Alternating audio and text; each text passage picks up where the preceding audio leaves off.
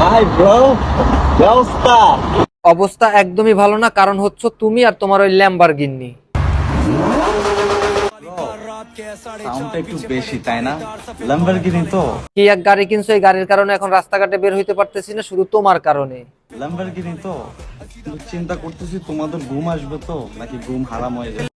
তুমি আর তোমার ওই ল্যাম্বরগিনির কারণে এখন বাসায় থাকতে পারতেছি না, মা বাবা চিল্লাপাল্লা করতেছে, লেখাপড়া করে কিছু করতে পারিস না, অপুকে দেখে কিছু শেখ।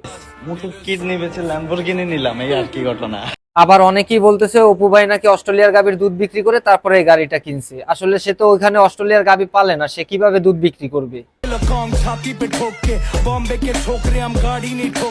আবার অনেকেই বলতেছে অপু ভাই এই ল্যাম্বরগিনির গ্যারেজে কাজ করে, গাড়ি পরিষ্কার করার জন্য ওকে নাকি রাখছে, মালিক যখন বাইরে গেছে তখন সে সুজুকে একটা ভিডিও করে ফেলে।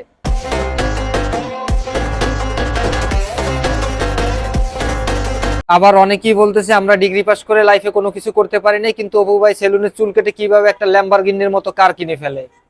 তেমন কিছু না গাইস, মোটর কিডনি বেচে ল্যাম্বরগিনি নিলাম, এই আর কি ঘটনা। আপনারা যারা লেখাপড়া করছেন, আপনারা লেখাপড়া করে কিন্তু মানুষের পিছনে পড়ে আছেন, কাজের পিছনে পড়েন নাই। কিন্তু অপু ভাই লেখাপড়া না করেও সে কাজের পিছনে পড়ে আছে, তাই তার সাকসেস খুব তাড়াতাড়ি আসতেছে। আর আপনারা মানুষের পিছনে পড়ে আছেন, মানুষের পিছনে পড়লে কখনোই আপনারা বড় হতে পারবেন না, সবসময় মানুষের পিছনেই পড়ে থাকবেন। তেমন কিছু না গাইস, দু চাকার উপরে বিশ্বাস নাই তো তাই 4 চাকা নিয়ে নিলাম। আর তার পিছনে পড়ে না থেকে কাজের পিছনে পড়ে থাকুন, লাইফে ইনশাল্লাহ সাকসেস হতে পারবেন। তো গাইস, আজকের ভিডিও এতটুকু। ভিডিওটি ভালো লাগলে লাইক, কমেন্ট এন্ড শেয়ার করে দিবেন। আল্লাহ হাফিজ।